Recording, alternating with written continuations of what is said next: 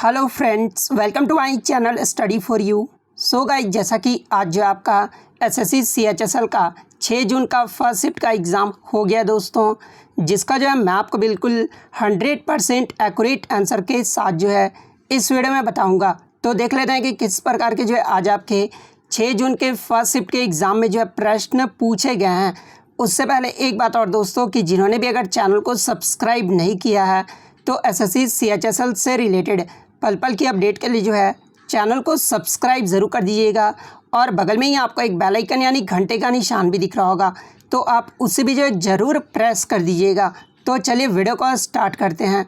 तो आज का जो आपका पहला क्वेश्चन आया था कि Elephanta caves are situated in which state of India, यानी एलिफेंटा की जो गुफाएं हैं ये भारत के किस राज्य में स्थित है। तो देखिए, ये जो आपका एलिफेंटा की गुफाएं हैं ना, ये आपका भारत के महाराष्ट्र राज्य में स्थित है। तो महाराष्ट्र आपका यहाँ पे करेक्ट आंसर होगा। बात कर लें एलिफेंटा की गुफाओं को जो है विश्व धरोहर स्थल में कब शामिल किया गया था, तो इसे 1987 में जो है शामिल किया गया था। तो ये फैक्ट भी आपको ध्यान में रखना है। नेक्स्ट क्वेश्चन आपका यहाँ पर आता है कि who was the first musician to get Bharat Ratna award, यानी भारत रत्न पुरस्कार प्राप्त करने वाले ये जो है पहले संगीतकार कौन थे। तो देखिए, भारत रत्न पुरस्कार प्राप्त करने वाले जो पहले संगीतकार थे ना, ये प्रसिद्ध भारतीय कर्नाटक गायिका एम.एस. सुब्बुलक्ष्मी थी। तो एम.एस. सुब्बुलक्ष्मी आपका यहाँ पे करेक्ट आंसर होगा। आगे के शिफ्ट में अगर आपसे पूछा जाए कि एम.एस. सुब्बुलक्ष्मी को जो है भारत रत्न से कब सम्मानित किया गया था, तो इन्हें 1998 में जो है भारत रत्न से सम्मानित किया गया था। तो ये फैक्ट भी आपको ध्यान में रखना है। बात कर ले एम.एस. सुब्बुलक्ष्मी के बारे में, तो देखिए इनका जो जन्म हुआ था ये 1916 में मदुरई शहर में हुआ था, और इन्हें जो है पद्म भूषण और रमन मैग्सेसे पुरस्कार से सम्मानित होने वाली ये जो है पहली संगीतकार भी थी।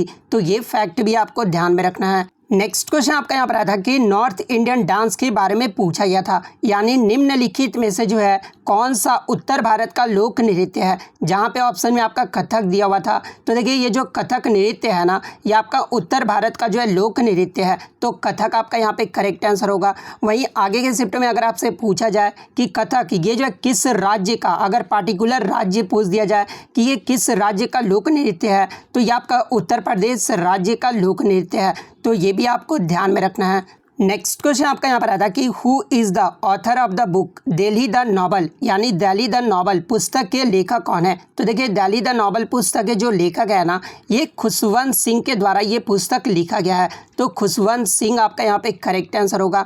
यहाँ से आपका एग्जाम में ये भी प्रश्न पूछा गया है कि ट्रेन टू पाकिस्तान ये जो है किसकी ऑटोबायोग्राफी है। तो देखिए, ये जो आपका ट्रेन टू पाकिस्तान है ना, ये खुशवंत सिंह की ऑटोबायोग्राफी है, जो कि खुशवंत सिंह के द्वारा लिखा गया है। तो ये फैक्ट भी आपको ध्यान में रखना है।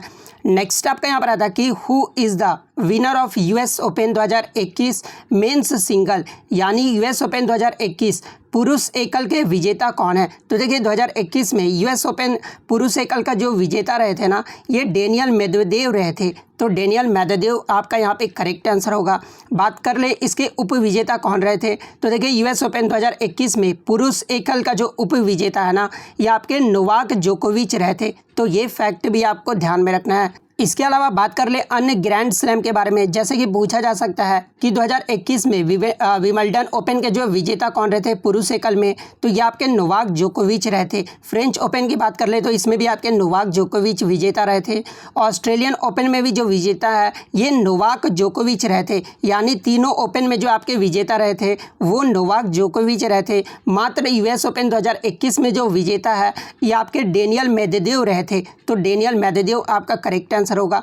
वहीं अगर वुमेन सिंगल्स की मैं बात कर लूँ, तो वुमेन सिंगल में यूएस ओपन के जो विजेता रही थी ये एमा रादुकानु रही थी। विंबलडन की अगर मैं बात कर लूँ तो ये एशले बार्टी रही थी। फ्रेंच ओपन का अगर पूछा जाए तो ये बारबोरा क्रेजिकोवा रही थी। ऑस्ट्रेलियन ओपन की अगर मैं बात कर लूँ तो ये नाओमी ओसाका रही थी। तो ये सारे फैक्ट आपको ध्यान में रखना है। नेक्स्ट क्वेश्चन आपका यहाँ पर आता है कि Manish Narwal belongs to which sports, यानी मनीष नरवाल का जो संबंध है ये किस खेल से है। तो देखिए ये जो मनीष नरवाल है ना, ये इंडियन पैरा शूटर है, यानी भारतीय पैरा पिस्तौल निशानेबाज खिलाड़ी हैं। तो इंडियन पैरा शूटर आपका यहाँ पे करेक्ट आंसर होगा। और मैं आपको बता दूं कि मनीष नरवाल ने जो है टोक्यो पैरालंपिक 2020 में जो है गोल्ड मेडल यानी स्वर्ण पदक भी जीता है। तो ये फैक्ट भी आपको ध्यान में रखना है।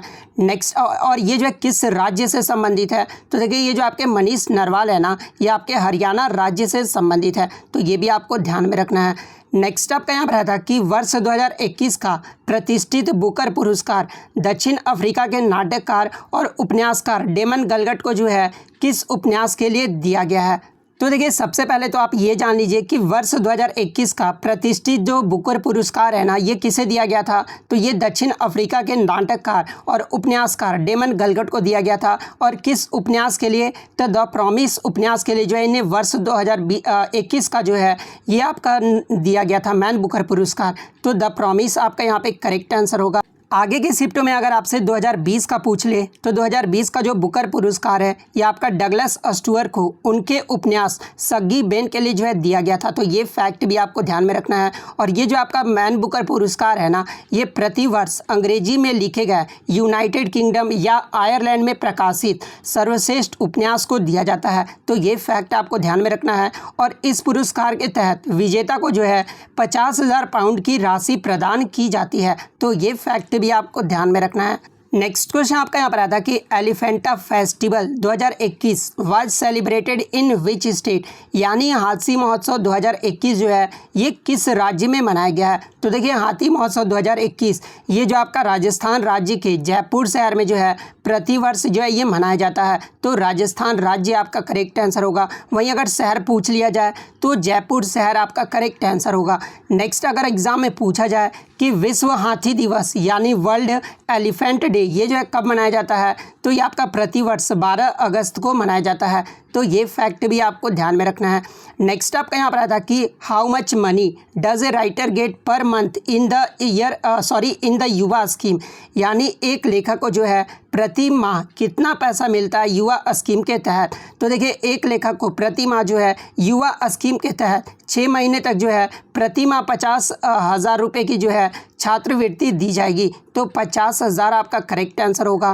बात कर ले युवा प्रधानमंत्री योजना का जो है उद्देश्य क्या है। तो देखिए उन सभी नवोदित लेखकों और युवाओं को जो है अपने लेखन रुचि को आगे बढ़ाने एवं निखारने के लिए जो है ये अवसर प्रदान किया जाएगा इस योजना के तहत। नेक्स्ट आपका यहाँ पर आता है कि Shiv Kumar Sharma related to which musical instrument, यानी पंडित शिव कुमार शर्मा का जो संबंध है ये किस वाद्य यंत्र से है। तो देखिए पंडित शिव कुमार शर्मा का जो संबंध है ना ये संतूर वाद्य यंत्र से है। तो संतूर आपका करेक्ट आंसर होगा। बात कर ले इनके अवार्ड के बारे में, तो देखिए पंडित शिव कुमार शर्मा को 1986 में जो है संगीत नाटक अकादमी से जो है सम्मानित किया गया था। 1991 में जो है इन्हें पद्मश्री से सम्मानित किया गया था। 2001 ईस्वी में जो है पद्म विभूषण से सम्मानित किया गया था। बात कर ले उस्ताद सुल्तान खान के बारे में अगर पूछा जाए तो ये सारंगी वाद्य यंत्र से संबंधित है। उस्ताद जाकिर हुसैन के बारे में पूछा जाए तो ये आपके तबला वादक से संबंधित है। हरिप्रसाद चौरसिया के बारे में अगर पूछा जाए तो ये आपके बांसुरी वादक से संबंधित है। तो ये सारे फैक्ट आपको ध्यान में रखना है। नेक्स्ट क्वेश्चन आपका यहाँ पर आया था कि पोटेंशियल डिफरेंस यानी विभवांतर का जो आपसे फॉर्मूला पूछा गया था। तो देखिए पोटेंशियल डिफरेंस का जो फॉर्मूला होता है ना ये तो आपका V = IR होता है जिसे कुलम्स लॉ भी बोलते हैं, ठीक है। और एक आपका V = W/Q होता है। तो ऑप्शन में आपका V = W/Q दिया हुआ था। तो ये आपका यहाँ पे करेक्ट आंसर होगा। बात कर ले पोटेंशियल डिफरेंस का SI मात्रा क्या होता है, तो ये आपका वोल्ट या फिर जूल पर कूलम होता है। तो ये फैक्ट भी आपको ध्यान में रखना है। नेक्स्ट आपका यहाँ पर आता कि where is the headquarter of the sports authority of India, यानी SAI का जो है हेडक्वार्टर पूछा गया था। तो देखिए भारतीय खेल प्राधिकरण का जो मुख्यालय है ना ये आपका नई दिल्ली में स्थित है। और इसकी स्थापना कब हुई थी, तो 1984 में हुआ था। तो ये फैक्ट भी आपको ध्यान में रखना है। नेक्स्ट आपका यहाँ पर आता कि amoeboid shaped cells in the body, यानी मानव शरीर की उन कोशिका या फिर ऊतक का नाम बताइए जिनमें जो है अमीबीय गति प्रदर्शित होती है। तो देखिए ये जो आपका वाइट ब्लड सेल्स है ना यानी श्वेत रक्त कणिकाएं हैं जिसमें अमीबीय गति जो है वो प्रदर्शित होता है। तो वाइट ब्लड सेल्स आपका करेक्ट आंसर होगा। नेक्स्ट क्वेश्चन आपका यहाँ पर आता है कि हींग हमें कहाँ से प्राप्त होता है। तो देखिए ये जो आपका पर्वतीय क्षेत्र में पाए जाने वाले फेरुल फोइटिडा के पौधे से रस निकालकर जो है उसे किसी बर्तन में डालकर सुखा लिया जाता है और सुखा लेने के बाद स्वादिष्ट हींग जो है वो प्राप्त होती है। तो हींग हमें कहाँ से प्राप्त होता है, तो ये आपके फेरुल फोइटिडा पौधे से जो है प्राप्त होता है। तो फेरुल फोइटिडा आपका यहाँ पे करेक्ट आंसर होगा। नेक्स्ट क्वेश्चन आपका यहाँ पर आता है कि two algae which produce agar agar are, यानी एगर एगर पैदा करने वाले दो शैवाल का नाम पूछा गया था। तो देखिए ये जो आपके दो शैवाल है ना, एक तो आपका गैलिडियम और ये ग्रेसिलेरिया, ये जो दो शैवाल हैं जो एगर एगर पैदा करते हैं। तो गैलिडियम और ग्रेसिलिया आपका यहाँ पे करेक्ट आंसर होगा। नेक्स्ट क्वेश्चन आपका यहाँ पर आता है कि पंडित भीमसेन जोशी को जो है पद्म विभूषण ये जो है कब मिला था। तो देखिए पंडित भीमसेन जोशी को ये जो है 1999 में जो है पद्म विभूषण से सम्मानित किया गया था। बात कर ले इन्हें भारत रत्न कब मिला था, तो 2008 ईस्वी में दिया गया था। तो ये फैक्ट भी आपको ध्यान में रखना है। एक आपका यहाँ पर आया था कि निम्नलिखित में से कौन सी पुस्तक जो है अनीता देसाई के द्वारा लिखी गई है। तो देखिए इसके ऑप्शन मुझे नहीं मिले हैं, लेकिन मैं आपको बता दूं कि अनीता देसाई द्वारा फास्टिंग या फिस्टिंग ये जो पुस्तक है ये अनीता देसाई के द्वारा लिखा गया है। Clear light of the day, cry the peacock, in cast day, fire on the mountain, the village by the sea, games at twilight, voices in the city, ये सब जो पुस्तकें हैं ना ये अनीता देसाई के द्वारा लिखा गया है। तो इनमें से जो भी ऑप्शन में दिया होगा वो आपका करेक्ट आंसर होगा। एक क्वेश्चन आपका बेस्ट कोरियोग्राफी अवार्ड से आया था। अब ये पता नहीं चल पाया कि 2021 का पूछा गया था या फिर आपका 2020 का पूछा गया था, लेकिन मैं आपको बता दूं कि 2020 का जो बेस्ट कोरियोग्राफी अवार्ड है ना ये आपका रेमो डी सूजा को दिया गया था। तो अगर रेमो डी सूजा आपके ऑप्शन में होगा तो रेमो डी सूजा आपका यहाँ पे करेक्ट आंसर होगा। तो इतने क्वेश्चन जो आज मुझे बच्चों के द्वारा मिले हैं जो कि 100% रियल और ऑथेंटिक है। तो अगर वीडियो अच्छी लगी हो तो वीडियो को जो है लाइक ज़रूर कर दीजिएगा, चैनल पर नया है तो चैनल को सब्सक्राइब ज़रूर कर दीजिएगा। तो मिलते हैं नेक्स्ट वीडियो में, तब तक thank you, all the best.